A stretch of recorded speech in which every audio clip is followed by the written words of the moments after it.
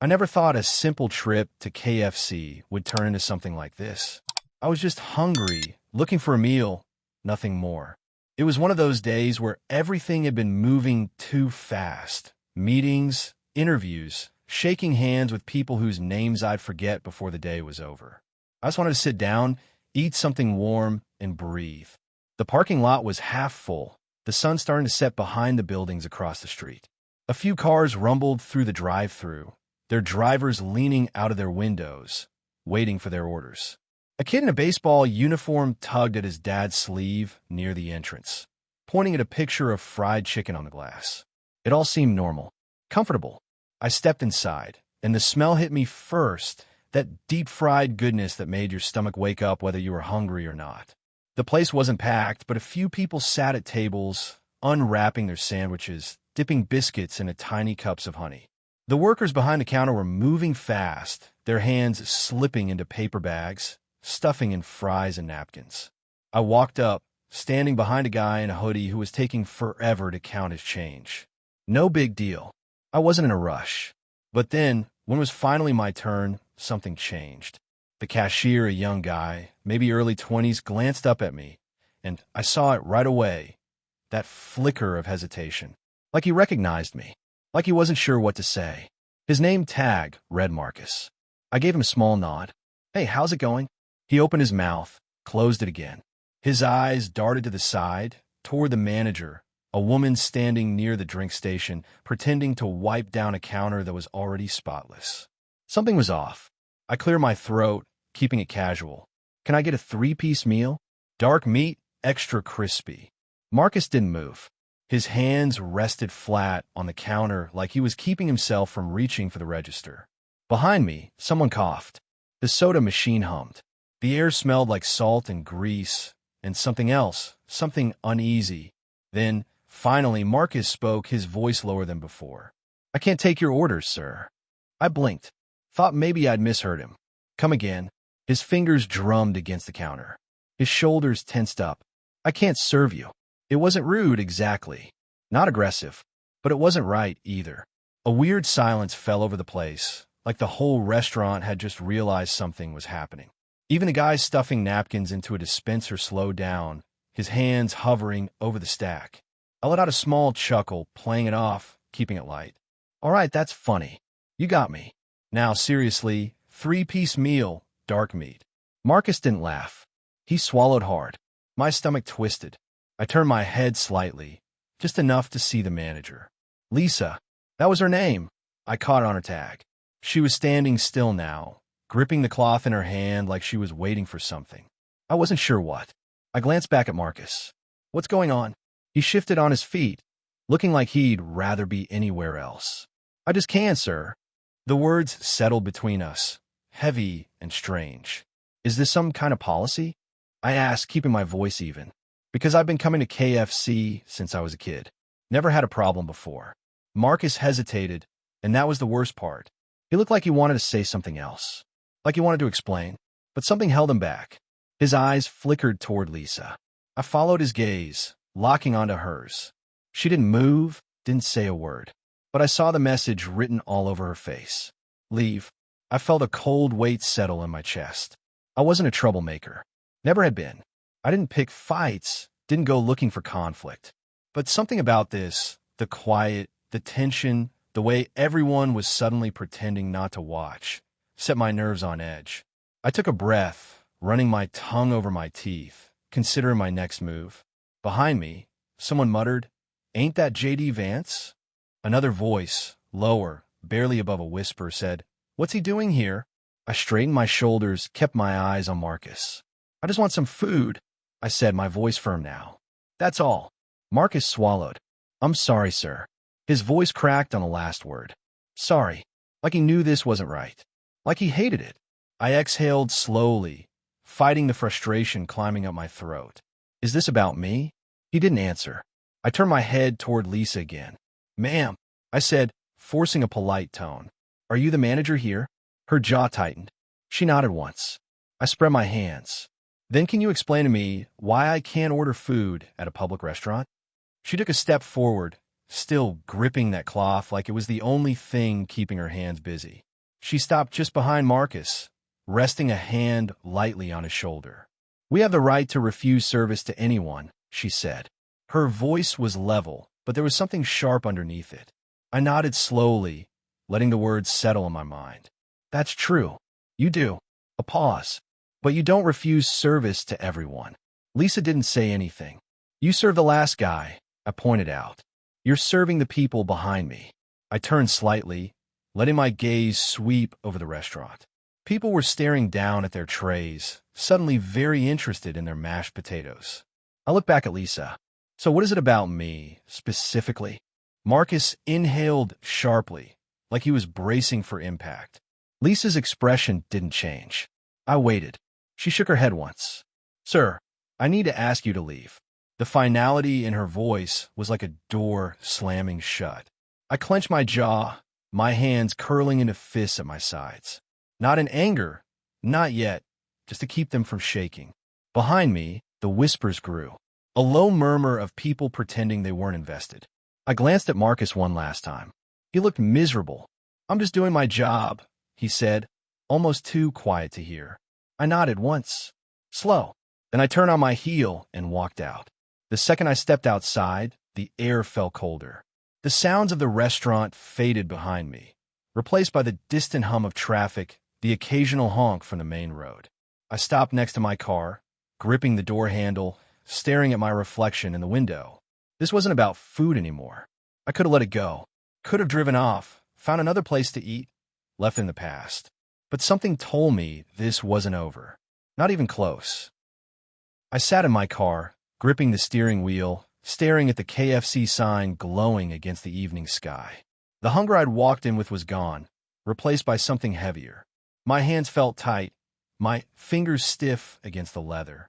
I could hear the distant rumble of cars passing by, the faint chatter of people walking in and out of the restaurant. Inside, life went on like nothing had happened.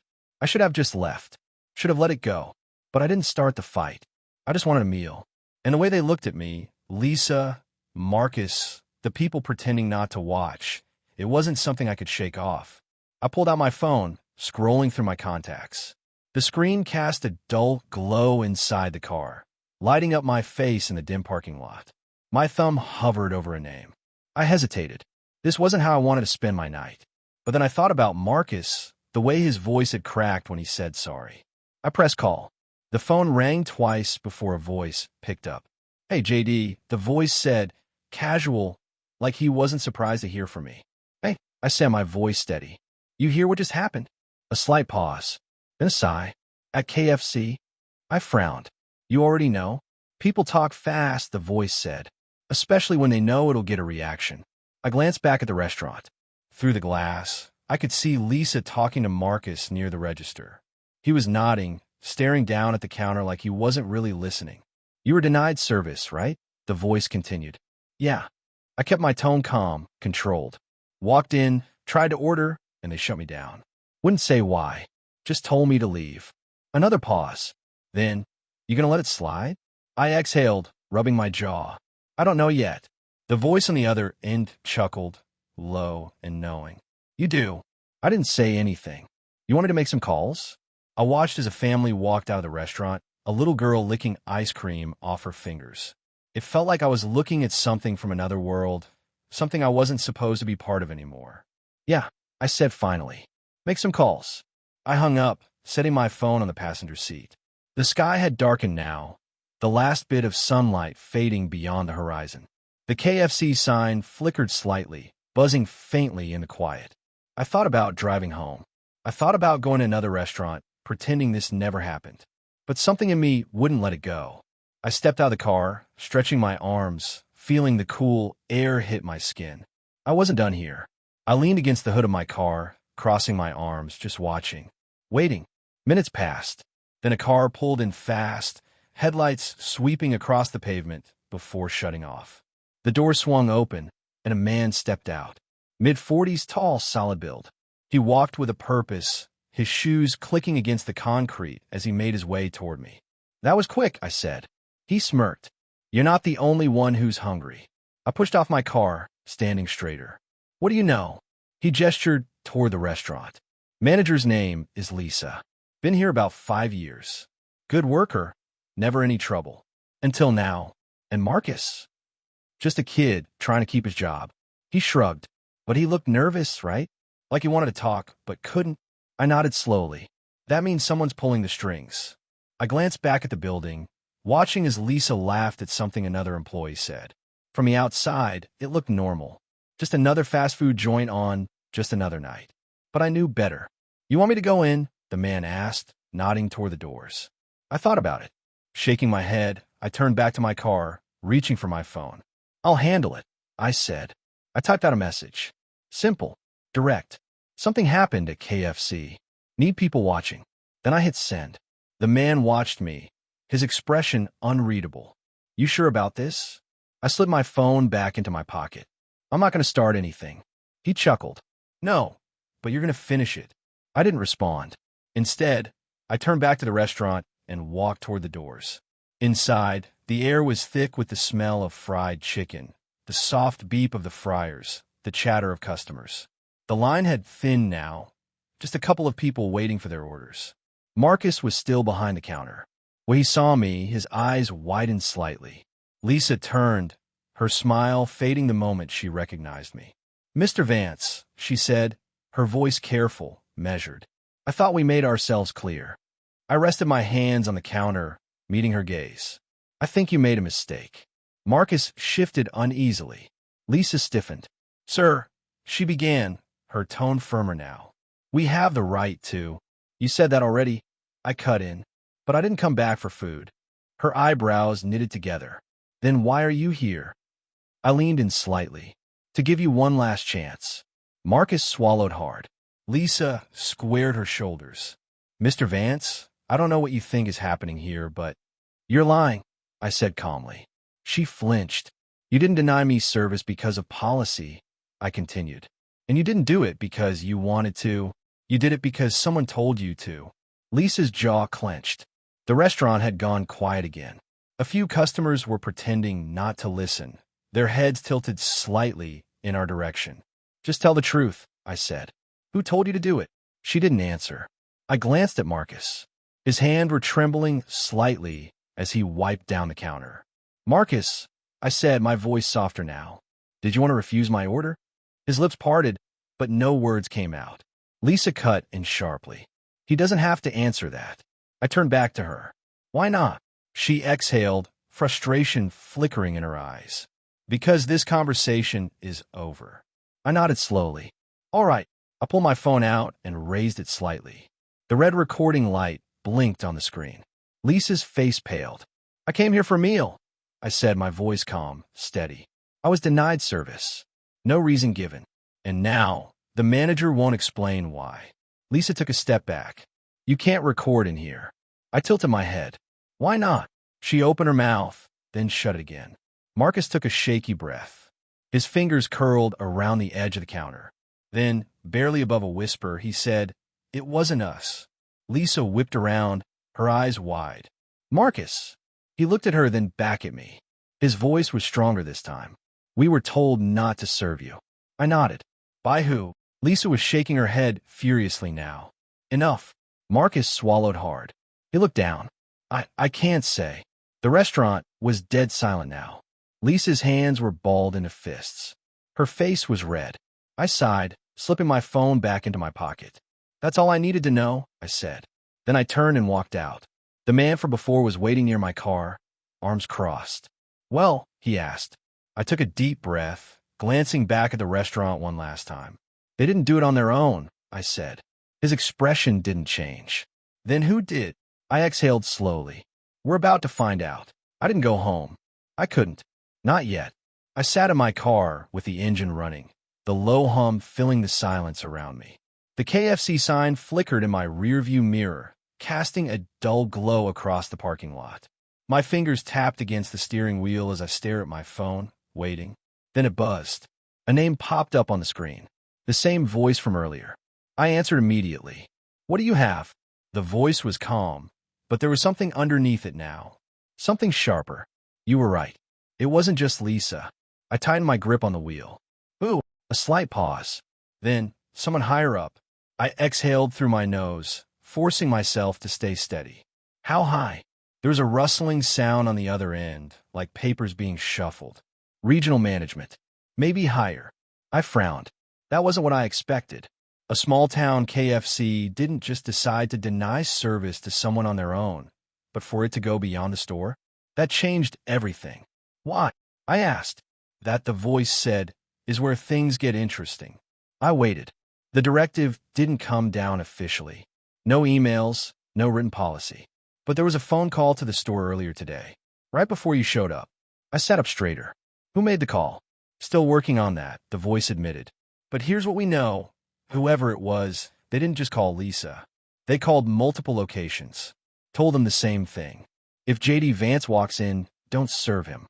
The words settled like a weight in my chest. This wasn't just about one restaurant.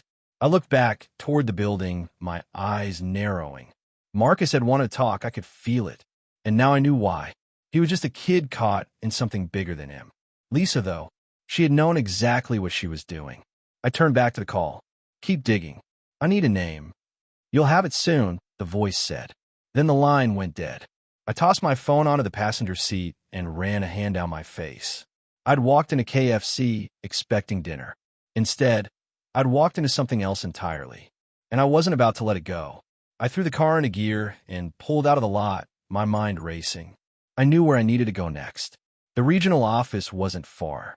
A plain brick building tucked between a car dealership and a bank. I'd been there before, years ago for some community event.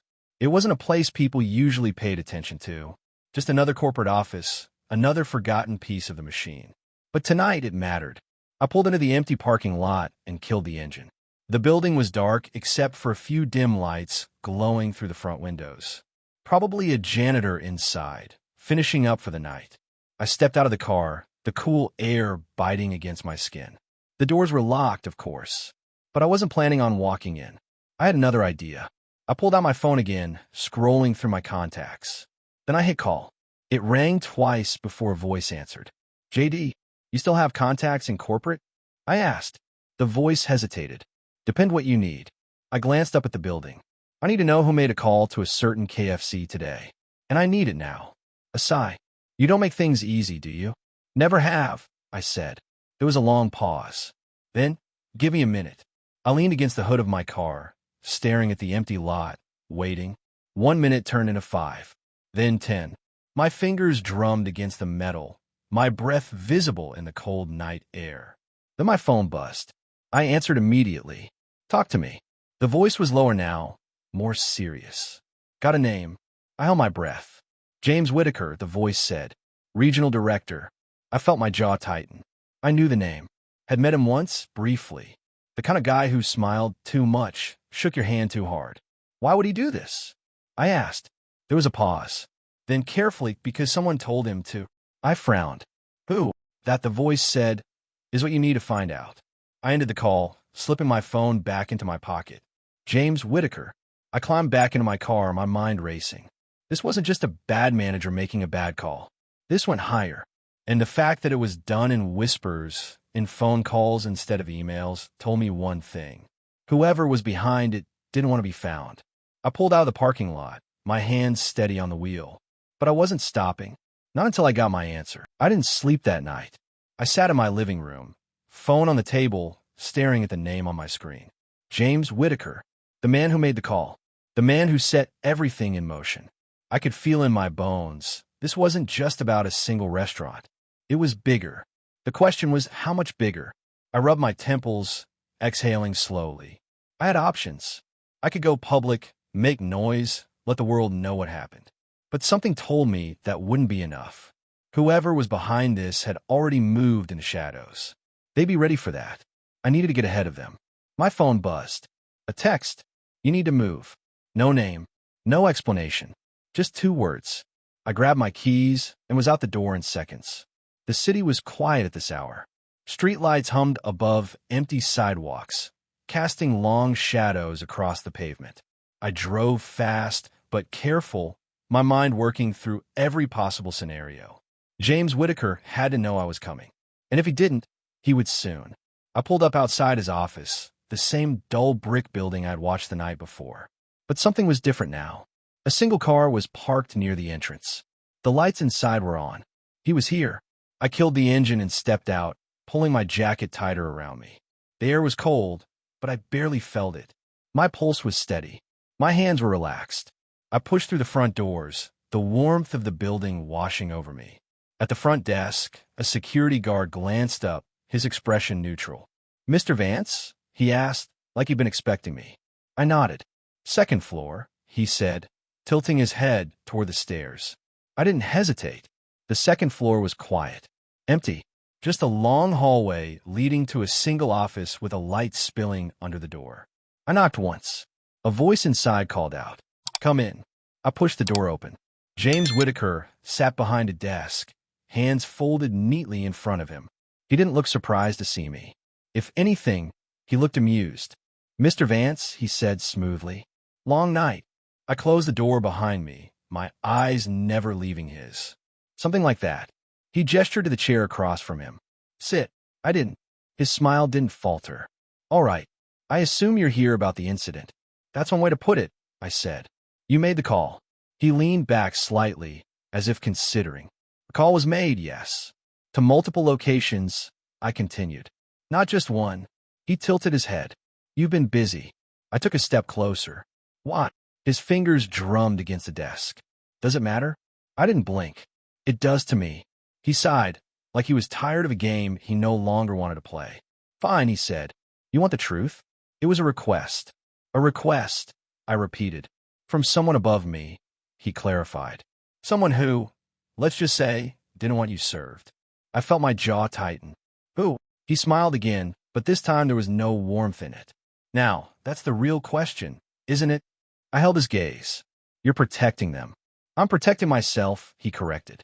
"And if you're smart, you'll do the same." I exhaled slowly. "That a threat?" He spread his hands. "It's advice." Silence stretched between us. Then he leaned forward. "I know you, Mr. Vance. I know how you operate. You think if you dig deep enough, you'll get the answer you want. But let me tell you something. This isn't about chicken. It never was." I stayed quiet. "You think I'm a last stop on your little investigation?" he continued. "You're wrong. I'm just another step on the ladder. And the higher you climb, the more dangerous it gets." I stared at him, waiting. Then I said, "I've never been afraid of heights." He chuckled. "Then you might enjoy the fall." I turned, walking toward the door. "JD," he called after me. I paused. "You push too hard, and you'll get a different kind of call. One you won't like." I didn't respond. I walked out, shutting the door behind me. I had my answer, and I wasn't stopping. The rain started just as I stepped outside. Cold, steady drops tapping against the pavement, against my jacket, against the roof of my car. I barely noticed. My mind was somewhere else, turning over James Whitaker's words again and again. It was never about chicken. I sat behind the wheel, staring out at the empty street, the city lights reflecting off the wet asphalt. If Whitaker wasn't the last stop, then who was? I reached for my phone. No new messages. No new warnings. Just silence. Whoever was behind this was waiting. I wasn't going to wait. I started the car and pulled onto the road, the tires splashing through puddles. There was only one person left who could give me answers. Senator Carl Myers. He had been quiet through all of this. Too quiet. A name that had been whispered in backrooms. A man whose influence stretched further than most people realized. He had connections, power, and more than enough reason to want me out of the picture. I didn't have proof, but I didn't need proof to knock on his door. His house sat on the edge of the city, behind a tall, iron gate that looked like it hadn't been touched in years. The kind of place that was meant to keep people out. I pulled up, cutting the engine. The rain hadn't let up. I stepped out, walking toward the gate, pressing the buzzer. No answer. I pressed it again. Still nothing. I looked up at the dark windows. He was home. I knew he was home. I turned, scanning the street. No other cars. No movement. Just the hum of street lights and the steady patter of rain. Then I saw it. A figure standing across the street, half hidden by the shadows. Watching. I took a step toward them. They didn't move. I took another. Still nothing. Then, just as I reached the curb, they turned and walked away, disappearing around the corner. I hesitated. just for a second. Then I followed. The alley was dark, the air thick with the smell of rain-soaked pavement, and something else, something metallic, something sharp. Footsteps echoed ahead of me. Slow, purposeful. I picked up my pace. The figure turned a corner, slipping into another alley. I followed. Then they stopped. I stopped too, a few feet away. For the first time, I could see their face. A woman, late 40s, short dark hair, eyes that had seen more than they ever should have. You shouldn't be here, she said, voice low measured. I didn't move. Neither should you. She let out a breath, shaking her head. You don't get it, do you? Then explain it to me. She took a step closer. They're watching. Who? Her jaw tightened. The people you're looking for. The ones who don't want me served? She didn't smile. The ones who don't want you talking. I held her gaze. And what about you? She exhaled. I'm trying to keep you alive. The words hung between us, heavy, pressing. I took another step forward. Who are you? She hesitated. Then, finally, she said, someone who was in your position once. And what happened? She swallowed hard. I lost. Silence. Then she reached into her pocket, pulling out a slip of paper. She pressed it into my hand. Go here, she said. Now, before it's too late. I looked down at the address. A place I had never heard of. When I looked up again, she was already walking away. I didn't stop her. I turned and ran back to my car, rain soaking through my clothes, my hands shaking just slightly. I started the engine. I had another name. And this time, I wasn't going to wait for permission. The rain hadn't stopped. It hammered against my windshield, streaking down the glass in frantic patterns as I drove. My fingers gripped the wheel tighter than they needed to. The slip of paper sat on the passenger seat, the address scrawled in hurried, uneven writing. The woman's voice echoed in my head. Go here. Now. Before it's too late. I didn't know who she was. I didn't know if I could trust her. But I knew one thing. She was afraid. And fear like that didn't come from nothing. The address led me to the outskirts of town. A place I'd never been before. A diner. It looked abandoned at first. The neon sign flickered weakly, buzzing in the silence. The parking lot was empty except for a single car. Inside, the lights were dim, casting long shadows against the windows. I pulled in, killed the engine. For a moment, I just sat there, listening to the rain. Then I stepped out. The bell above the door jingled when I pushed inside. The air smelled like stale coffee and grease. The kind of place that had been forgotten by time. A man sat in the back booth, half hidden by the dim light. His hands were wrapped around a mug of coffee. He didn't look up. I walked over, slow, deliberate. When I reached the table, he finally raised his eyes. Senator Carl Myers. I pulled out the seat across from him and sat down. He sighed, stirring his coffee with a spoon, watching the ripples spread across the surface. I knew you'd come, he said. I didn't respond. He set the spoon down, finally looking me in the eye. You don't know what you're involved in, do you? I leaned forward. Then tell me. He exhaled through his nose, shaking his head slightly. You think this is about fast food?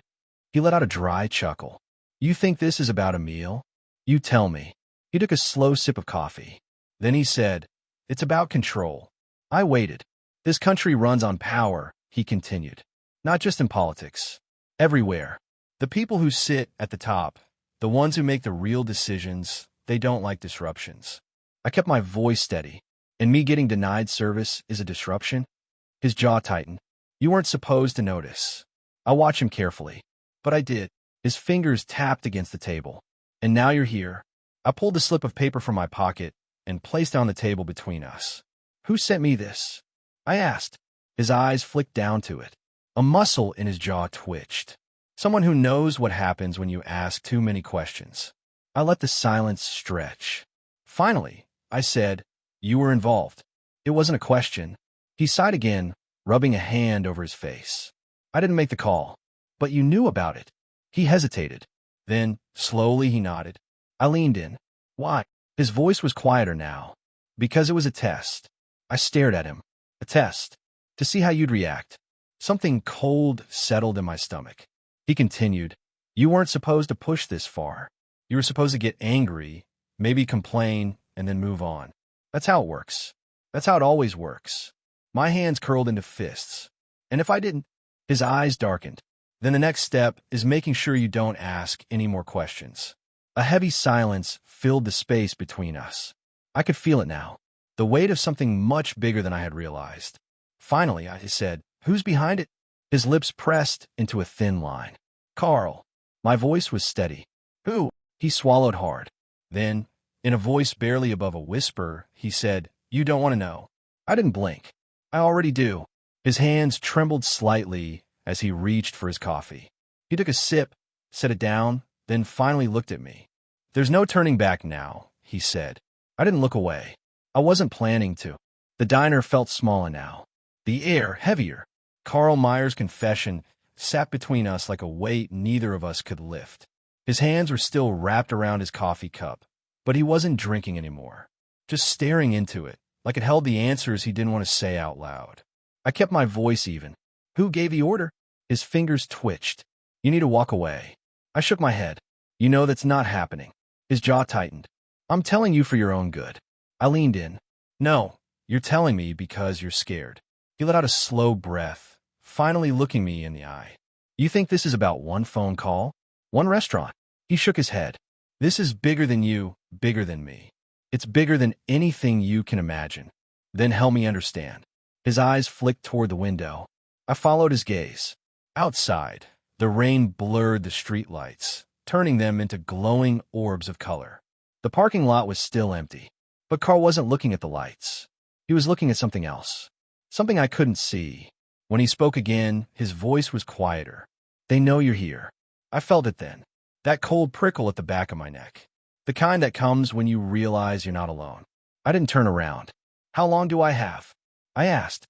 Carl swallowed. "Not long." I reached for the slip of paper still on the table. "The woman who sent me this. Who is she?" His face darkened. "She should have stayed out of it." But she didn't. A muscle in his jaw twitched. "She used to work for them. A long time ago. She saw something she shouldn't have, and instead of keeping her mouth shut, she ran. And they let her go?" He gave me a tired look. "Nobody lets go of anything. They just wait until it's convenient." I exhaled slowly. "And you?" His eyes darted to the window again. I made my choices. The unspoken part of that sentence hung in the air. He had chosen wrong. The bell above the diner door jingled. I didn't turn my head. Carl stiffened. His fingers gripped the edge of the table, knuckles white. Then, slowly, he exhaled. "If you walk out that door, they'll be watching you every second." I pushed back my chair. "Then let them watch." He let out a bitter chuckle. "That's what they're counting on." I stood. The air behind me shifted. Footsteps, steady, careful. I reached into my pocket, wrapping my fingers around the keys to my car. Then I turned. A man in a dark suit stood near the entrance, hands in his pockets, eyes calm.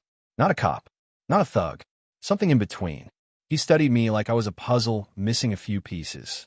Then he said, "Mr. Vance, let's take a ride." I didn't move. "And if I say no?" He smiled, but it didn't reach his eyes. "That wouldn't be wise." Behind me, Carl let out a slow breath. I didn't have a choice. Not yet. I walked past him and stepped out into the rain. I stood outside the diner, the warm sunlight casting long shadows on the pavement.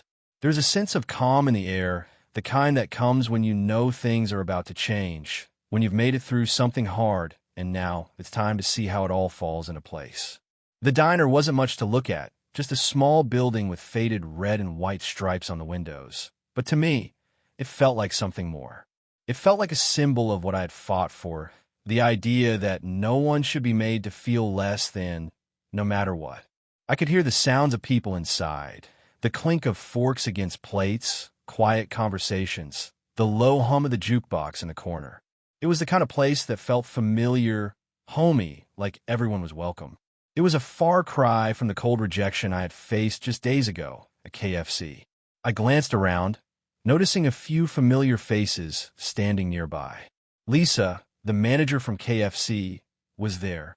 She had quit her job after everything that had happened. Standing beside her were a couple of other former KFC employees, all of them looking a little uncertain but determined. We had come together because we all shared one thing, a desire to make things right, to show that even after the mess, there was a chance to rebuild something better. I took a deep breath and walked toward the entrance, the doorbell jingling as I pushed it open. The familiar smell of fresh food, the sizzle of a burger cooking, the chatter of the people inside. It felt right. I hadn't been sure what to expect when I came here, but as soon as I stepped inside, I felt like I'd made the right choice. Lisa caught my eye from across the room. She gave me a small, nervous wave, and I smiled back. It wasn't just about me anymore. It was about all of us. The people who had been hurt, the people who had stood up, and the people who were willing to do the right thing, even when it wasn't easy. I made my way to the counter where the owner, a man named Hank, was standing. He was a big guy, with a thick beard and a friendly smile that made everyone feel at ease. He had reached out to me after the whole KFC thing went down, offering free meals to anyone who had been turned away at a fast food chain for no good reason. It was his way of standing up for what was right. "JD," he said, his voice warm. "I'm glad you could make it." I shook his hand firmly. "Thanks for the invite, Hank. This place, it feels like what we all need right now." He nodded, glancing around at the people sitting in the booths and at the counter. "I wanted to do something good. Something that shows that people still care about each other, you know? So many folks have been through rough times. We're all in this together." Before I could respond, I heard the door open again, and I turned to see Marcus standing in the doorway. He looked around, his eyes meeting mine. There was an awkward pause as he stood there, like he wasn't sure if he was welcome. But I didn't hesitate. I waved him over, smiling. "Mind if I join?" he asked, his voice small but hopeful. "Of course," I said, motioning for him to sit down at the table with me. There's always a seat at the table. Marcus hesitated for a moment before sitting down beside me. I could see the relief in his eyes, the way his shoulders relaxed as he realized that this was different. This wasn't about who you were or where you came from. This was about understanding, about doing what was right. I glanced over at the others who had come to support this cause.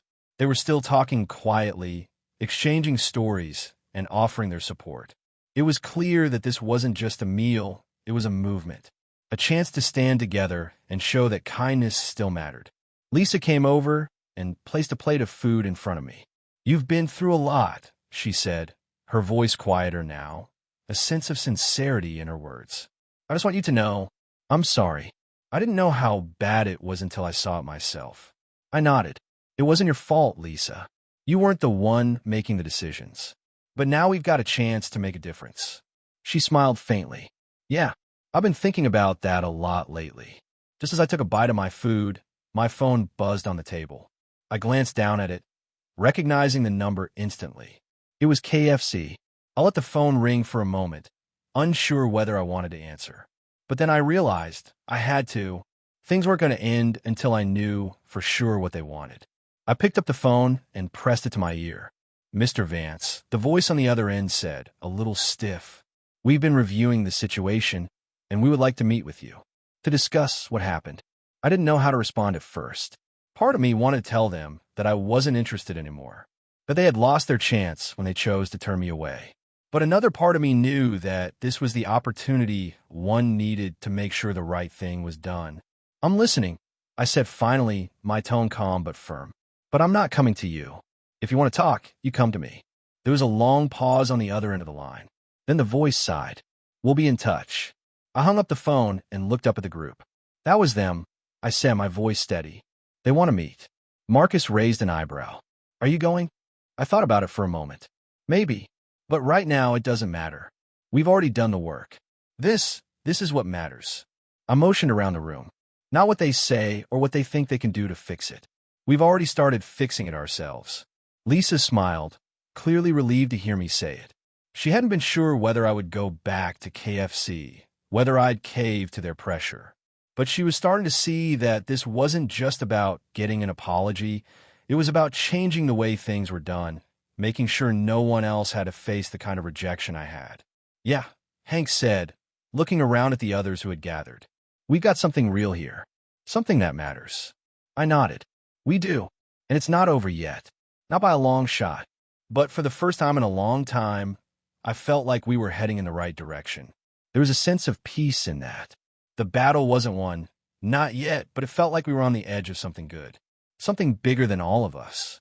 As the sun began to set, casting a warm glow over the diner. I knew this was only the beginning. And this time, we weren't going to back down. Not when we had so much to fight for. And as for KFC, they would have to figure out for themselves whether they were going to keep hiding behind their corporate walls or finally come out and make things right. But I wasn't hungry anymore. Thank you for listening to another exciting story from VIP Vault. If you have enjoyed listening to this story, check out our videos here.